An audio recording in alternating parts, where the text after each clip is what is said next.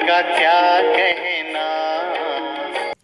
ओम शांति 6 जून 25 मधुर महावाक्य मिठे बाबा कहे मिठे बच्चे भविष्य उच्च कूल जन्म नेबार आधार होची पाठपढ़ा।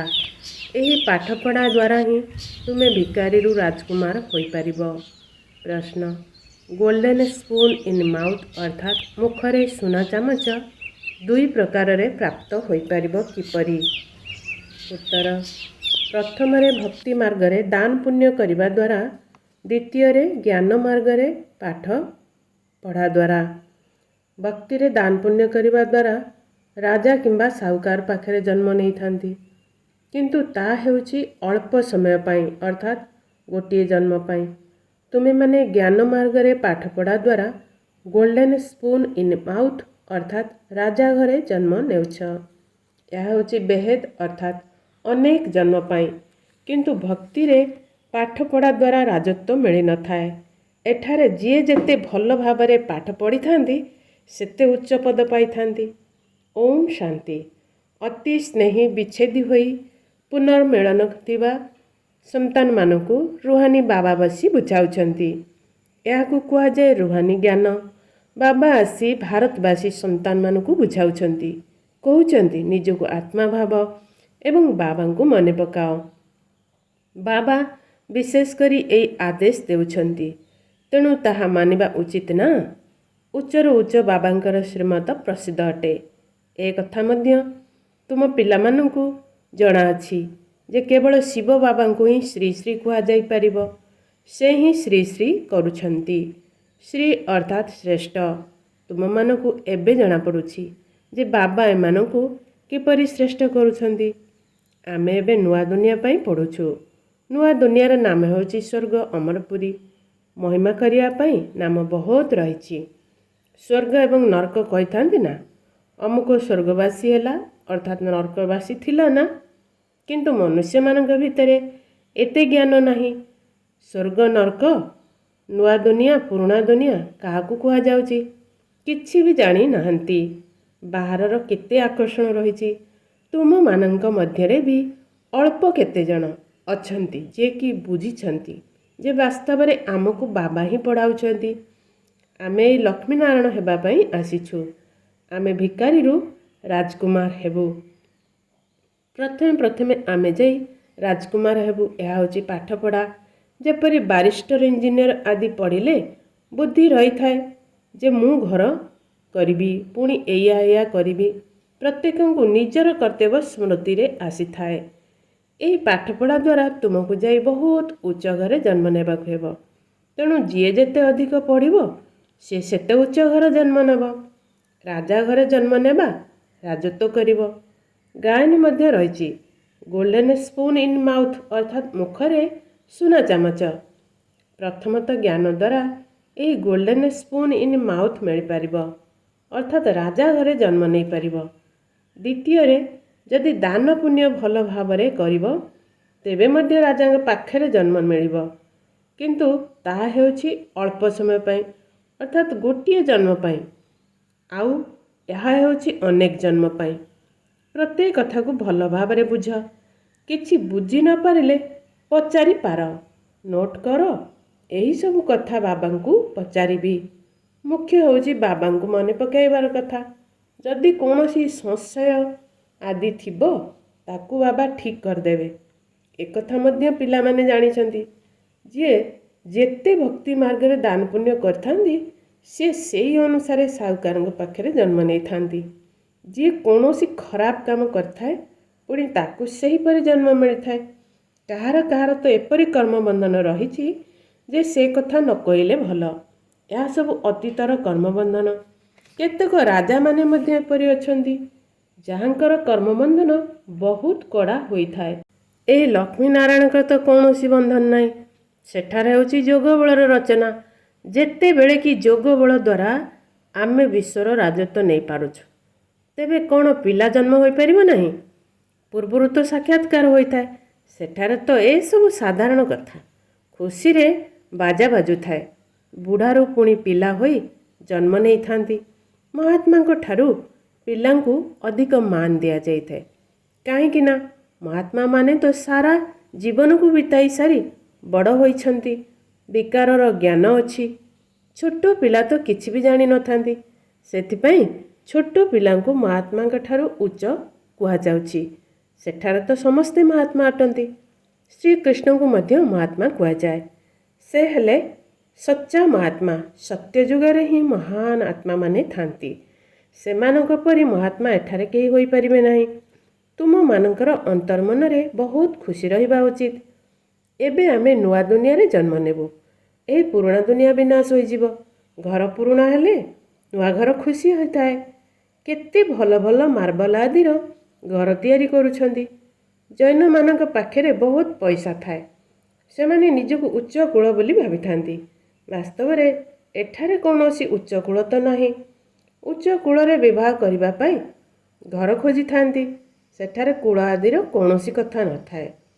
ସେଠାରେ ତ ଏକମାତ୍ର ଦେବତା କୂଳ ଥାଏ, ଅନ୍ୟ କିଛି ନଥାଏ। ଏଥିପାଇଁ ତୁମେ ସଙ୍ଗମରେ ଅଭ୍ୟାସ କରୁଛ ଯେ ଆମେ ଏକମାତ୍ର ପିତାଙ୍କର ସନ୍ତାନ ସବୁ ଆତ୍ମା ଅଟୁ। ପ୍ରଥମେ ହେଉଛି ଆତ୍ମା ପରେ ଶରୀର। ଦୁନିଆରେ ସମସ୍ତେ ଦେହ ଅଭିମାନୀ ହୋଇ ରହିଥାନ୍ତି। ତୁମକୁ ଏବେ ଦେହୀ ଅଭିମାନୀ ହେବାକୁ ପଡ଼ିବ। ଘର ଗୃହସ୍ଥରେ ରହି ନିଜର ଅବସ୍ଥାକୁ ମଜବୁତ କରିବାକୁ ହେବ। ବାବାଙ୍କର କେତେ ସନ୍ତାନ ଅଛନ୍ତି, କେତେ ବଡ଼ ଗୃହସ୍ଥୀ ଅଟନ୍ତି, କେତେ ଚିନ୍ତା ରହୁଥିବ। ୟାଙ୍କୁ ମଧ୍ୟ ମେହନତ କରିବାକୁ ପଡ଼ୁଛି। ମୁଁ କୌଣସି ସନ୍ନ୍ୟାସୀ ନୁହେଁ। ବାବା ୟାଙ୍କ ମଧ୍ୟରେ ପ୍ରବେଶ କରିଛନ୍ତି। ବ୍ରହ୍ମା ବିଷ୍ଣୁ ଶଙ୍କରଙ୍କର ଚିତ୍ର ମଧ୍ୟ ରହିଛି ନା। ବ୍ରହ୍ମା ହେଲେ ସବୁଠାରୁ ଉଚ୍ଚ, ତେଣୁ ତାଙ୍କୁ ଛାଡ଼ି ବାବା ଆଉ କାହା ଶରୀରରେ ଆସିବେ? ବ୍ରହ୍ମା କୌଣସି ନୂଆ ଜନ୍ମ ନେଇନଥାନ୍ତି। ଦେଖୁଛ ନା ୟାଙ୍କୁ କିପରି ପୋଷ୍ୟ କରୁଛି। ତୁମେ କିପରି ବ୍ରାହ୍ମଣ ହେଉଛ, ଏହି କଥାକୁ ତୁମେ ହିଁ ଜାଣୁଛ, ଆଉ କିଏ ଜାଣିବ? କହୁଛନ୍ତି ଇଏ ତ ଅଳଙ୍କାର ବ୍ୟବସାୟୀ ଥିଲେ, ୟାଙ୍କୁ ତୁମେ ବ୍ରହ୍ମା କହୁଛ। ସେମାନଙ୍କୁ କ'ଣ ଜଣା ଏତେ ବ୍ରାହ୍ମଣ ବ୍ରାହ୍ମଣୀ କିପରି ଜନ୍ମ ନେବେ? ଗୋଟିଏ ଗୋଟିଏ କଥାରେ କେତେ ବୁଝାଇବାକୁ ପଡ଼ୁଛି। ଏହା ବହୁତ ଗୁହ୍ୟ କଥା ଅଟେ ନା। ଏହି ବ୍ରହ୍ମା ହେଲେ ବ୍ୟକ୍ତି, ସେ ସୂକ୍ଷ୍ମଲୋକ ନିବାସୀ ବ୍ରହ୍ମା ହେଲେ ଅବ୍ୟକ୍ତ। ଇଏ ପବିତ୍ର ହୋଇ ପୁଣି ବ୍ୟକ୍ତ ହୋଇଯାଉଛନ୍ତି। ଇଏ କହୁଛନ୍ତି ମୁଁ ବର୍ତ୍ତମାନ ପବିତ୍ର ନୁହେଁ, ଏହିପରି ପବିତ୍ର ହେଉଛି। ପ୍ରଜାପିତା ତ ଏଠାରେ ହେବା ଦରକାର ନା, ନଚେତ୍ କେଉଁଠୁ ଆସିବେ? ବାବା ନିଜେ ବୁଝାଉଛନ୍ତି ମୁଁ ପତିତ ଶରୀରରେ ଆସୁଛି। ନିଶ୍ଚୟ ଆକୁ ହିଁ ପ୍ରଜାପିତା କୁହାଯିବ। ସୂକ୍ଷ୍ମ ବତନରେ କୁହାଯିବ ନାହିଁ। ସେଠାରେ ପ୍ରଜା କ'ଣ କରିବେ? ଇଏ ସ୍ୱତନ୍ତ୍ର ଭାବେ ପବିତ୍ର ହୋଇଯାଉଛନ୍ତି। ଯେପରି ଇଏ ବି ପୁରୁଷାର୍ଥ କରୁଛନ୍ତି, ସେହିପରି ତୁମେ ମଧ୍ୟ ପୁରୁଷାର୍ଥ କରି ସ୍ୱତନ୍ତ୍ର ଭାବରେ ପବିତ୍ର ହୋଇଯାଉଛ। ବିଶ୍ୱର ମାଲିକ ହେଉଛ ନା। ସ୍ୱର୍ଗ ଅଲଗା, ନରକ ଅଲଗା। ଏବେ ତ କେତେ ଖଣ୍ଡ ବିଖଣ୍ଡିତ ହୋଇଗଲାଣି। 5000 ବର୍ଷ ପୂର୍ବରୁ କଥା ଯେବେ କି ଏମାନଙ୍କ ରାଜ୍ୟ ଥିଲା, ସେମାନେ ପୁଣି ଲକ୍ଷ ଲକ୍ଷ ବର୍ଷ କହିଦେଉଛନ୍ତି। ଏ କଥା ସେମାନେ ହିଁ ବୁଝିବେ ଯେଉଁମାନେ କଳ୍ପ ପୂର୍ବରୁ ବୁଝିଥିବେ। ତୁମେ ଦେଖୁଛ ଏଠାକୁ ମୁସଲମାନ, ପାର୍ସୀ ଆଦି ସବୁ ଆସୁଛନ୍ତି। ନିଜେ ମୁସଲମାନ ପୁଣି ହିନ୍ଦୁମାନଙ୍କୁ ଜ୍ଞାନ ଦେଉଛନ୍ତି। ଆଶ୍ଚର୍ଯ୍ୟ ଅଟେ ନା? ଧରିନିଅ କେହି ଶିଖ ଧର୍ମର ଅଟନ୍ତି, ସେ ମଧ୍ୟ ବସି ରାଜଯୋଗ ଶିଖାଉଛନ୍ତି। ଯେଉଁମାନେ ଅନ୍ୟ ଧର୍ମକୁ ପରିବର୍ତ୍ତିତ ହୋଇଯାଇଛନ୍ତି, ସେମାନେ ପୁଣି ଦେବତା କୂଳକୁ ଫେରି ଆସିବେ। ବର୍ତ୍ତମାନ ଚାରା ଲାଗୁଛି।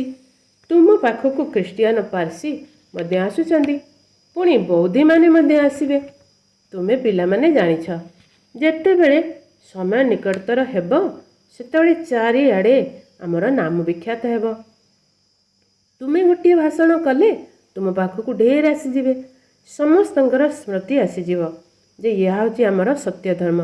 ଯେଉଁମାନେ ଆମ ଧର୍ମର ହୋଇଥିବେ ସେମାନେ ସମସ୍ତେ ଆସିବେ ତ ନିଶ୍ଚୟ ନା। ଲକ୍ଷ ଲକ୍ଷ ବର୍ଷର କଥା ନୁହେଁ। ବାବା ବସି ବୁଝାଉଛନ୍ତି ତୁମେ କାଲି ହିଁ ଦେବତା ଥିଲ, ପୁଣି ଦେବତା ହେବା ପାଇଁ ବାବାଠାରୁ ସମ୍ପତ୍ତି ନେଉଛ। ତୁମେ ହେଉଛ ସଚ୍ଚା ସଚ୍ଚା ପାଣ୍ଡବ। ପାଣ୍ଡବ ଅର୍ଥାତ୍ ପଣ୍ଡା।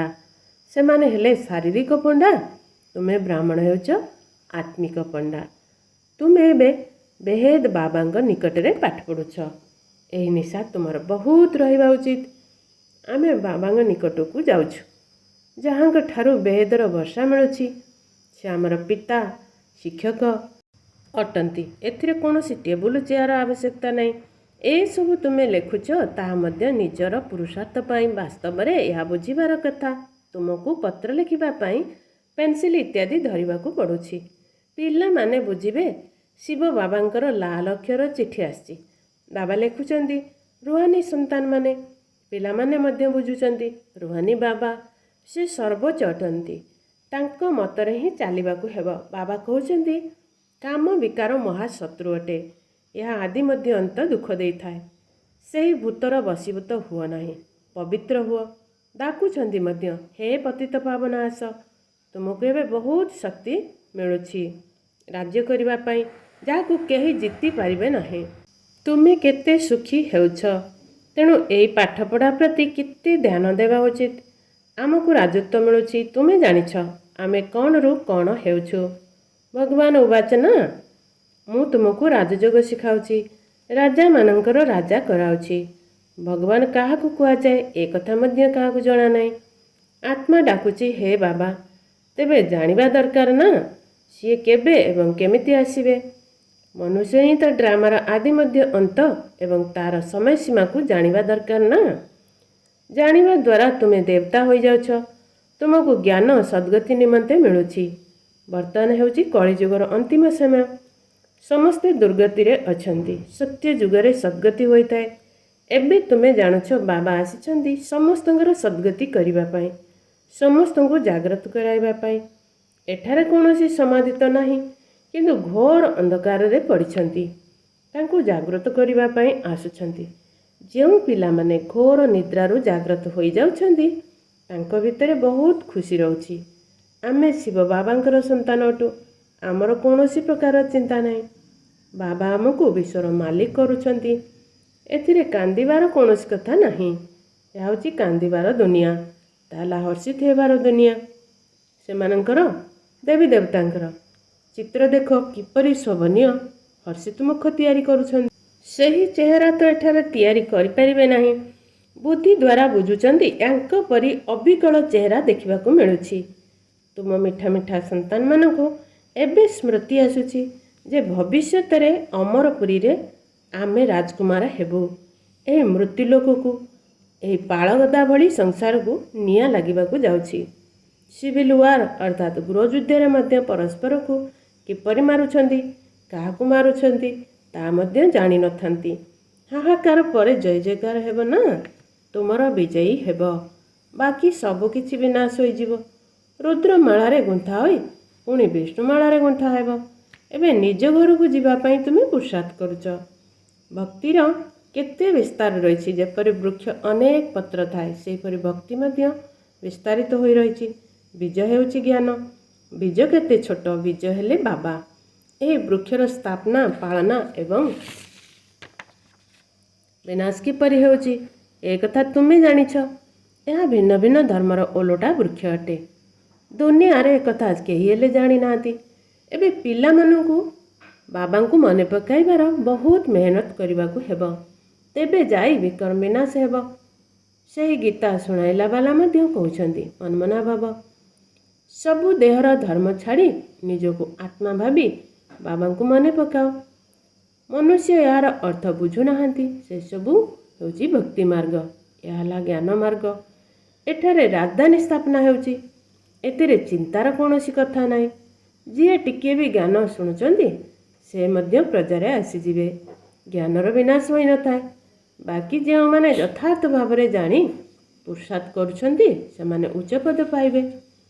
ଏହି ଜ୍ଞାନ ବୁଦ୍ଧିରେ ଅଛି ନା, ଆମେ ନୂଆ ଦୁନିଆରେ ରାଜକୁମାର ହେବୁ। ବିଦ୍ୟାର୍ଥୀ ପରୀକ୍ଷାରେ ପାସ୍ କଲେ ତାଙ୍କୁ ଖୁସି ମିଳିଥାଏ। ତୁମକୁ ତ 1000 ଗୁଣା ଅଧିକ ଅତୀନ୍ଦ୍ରିୟ ସୁଖ ମିଳିବ। ଆମେ ସାରା ବିଶ୍ୱର ମାଲିକ ହେଉଛୁ। କୌଣସି କଥାରେ କେବେ ରୁଷିବା ଅନୁଚିତ। ବ୍ରାହ୍ମଣୀଙ୍କ ସହିତ ପଡ଼ୁନାହିଁ, ବାବାଙ୍କ ଉପରେ ରୁଷୁଛନ୍ତି। ଆରେ ତୁମେ ବାବାଙ୍କ ସହିତ ବୁଦ୍ଧିର ଯୋଗ ଲଗାଅ ନା, ତାଙ୍କୁ ତ ସ୍ନେହର ସହିତ ମନେ ପକାଅ। ବାବା ବାସ୍ ଆପଣଙ୍କୁ ହିଁ ମନେ ପକାଇ ପକାଇ ମୁଁ ଘରକୁ ଯିବି। ଆଚ୍ଛା, ମିଠେ ମିଠେ ଶିକିଲ ଦେ ସନ୍ତାନମାନଙ୍କ ପ୍ରତି ମାତା ପିତା ବାପଦାଦାଙ୍କର ମଧୁର ସ୍ନେହ ସମ୍ପନ୍ନ ଶୁଭେଚ୍ଛା ଏବଂ ସୁପ୍ରଭାତ। ଆତ୍ମିକ ପିତାଙ୍କର ଆତ୍ମିକ ସନ୍ତାନମାନଙ୍କୁ ନମସ୍ତେ। ଆତ୍ମିକ ସନ୍ତାନମାନଙ୍କର ଆତ୍ମିକ ମାତା ପିତାଙ୍କୁ ନମସ୍ତେ ନମସ୍ତେ ନମସ୍ତେ। ଧାରଣା ପାଇଁ ମୁଖ୍ୟ ସାର। 1. କୌଣସି କଥାରେ ଚିନ୍ତା କରିବାର ନାହିଁ। ସର୍ବଦା ହର୍ଷିତ ହୋଇ ରହିବାର ଅଛି। ସ୍ମୃତିରେ ରହୁ ଯେ ଆମେ ଶିବ ବାବାଙ୍କର ସନ୍ତାନ। ବାବା ଆମକୁ ବିଶ୍ୱର ମାଲିକ କରିବା ପାଇଁ ଆସିଛନ୍ତି। 2. ନିଜର ଅବସ୍ଥାକୁ ଏକରସ ଅର୍ଥାତ୍ ସ୍ଥିର ରଖିବା ପାଇଁ ଦେହୀ ଅଭିମାନୀ ହେବାର ପୁରୁଷାର୍ଥ କରିବାକୁ ହେବ। ଏହି ପୁରୁଣା ଘର ଠାରୁ ମମତ୍ୱ ତୁଟାଇ ଦେବାକୁ ହେବ। ବର୍ତ୍ତମାନ ମନନ ଶକ୍ତି ଦ୍ୱାରା ବୁଦ୍ଧିକୁ ଶକ୍ତିଶାଳୀ କରୁଥିବା ମାଷ୍ଟର ସର୍ବଶକ୍ତିମାନ ଭବ। ମନନ ଶକ୍ତି ହିଁ ଦିବ୍ୟ ବୁଦ୍ଧିର ଭୋଜନ ଅଟେ। ଭକ୍ତି ମାର୍ଗରେ ଭକ୍ତମାନେ ଯେପରି ନିଜର ଇଷ୍ଟଙ୍କୁ ସ୍ମରଣ କରିବାର ଅଭ୍ୟାସୀ ଅଟନ୍ତି, ସେହିପରି ଜ୍ଞାନ ମାର୍ଗରେ ମଧ୍ୟ ସ୍ମୃତି ଦ୍ୱାରା ଶକ୍ତି ପ୍ରାପ୍ତ ହୋଇଥାଏ। ତେଣୁ ଏହି ଶକ୍ତି ଦ୍ୱାରା ମାଷ୍ଟର ସର୍ବଶକ୍ତିମାନ ହୁଅ। ପ୍ରତିଦିନ ଅମୃତ ବେଳାରେ ନିଜର ଗୋଟିଏ ଉପାଧିକୁ ସ୍ୱମାନକୁ ସ୍ମୃତିରେ ଆଣ ଏବଂ ତା ଉପରେ ମନନ ଚିନ୍ତନ କରୁଥାଅ। ତାହା ଦ୍ୱାରା ତୁମର ବୁଦ୍ଧି ଶକ୍ତିଶାଳୀ ହୋଇଯିବ ଏବଂ ଶକ୍ତିଶାଳୀ ବୁଦ୍ଧି ଉପରେ ମାୟାର ଆକ୍ରମଣ ହୋଇପାରିବ ନାହିଁ। ସେମାନେ କେବେ ବି ପରବଶ ହେବେ ନାହିଁ, କାହିଁକି ନା ମାୟା ସର୍ବପ୍ରଥମେ ବ୍ୟର୍ଥ ସଂକଳ୍ପ ରୂପୀ ବାଣ ଦ୍ୱାରା ଦିବ୍ୟ ବୁଦ୍ଧିକୁ ଦୁର୍ବଳ କରିଦେଇଥାଏ। ତେଣୁ ଏହି ଦୁର୍ବଳତା ଠାରୁ ମୁକ୍ତ ହେବାର ସାଧନ ହେଲା ମନନ ଶକ୍ତି। ସ୍ଲୋଗାନ: ଆଜ୍ଞାକାରୀ ପିଲାମାନେ ହିଁ ଆଶୀର୍ବାଦର ପାତ୍ର ଅଟନ୍ତି।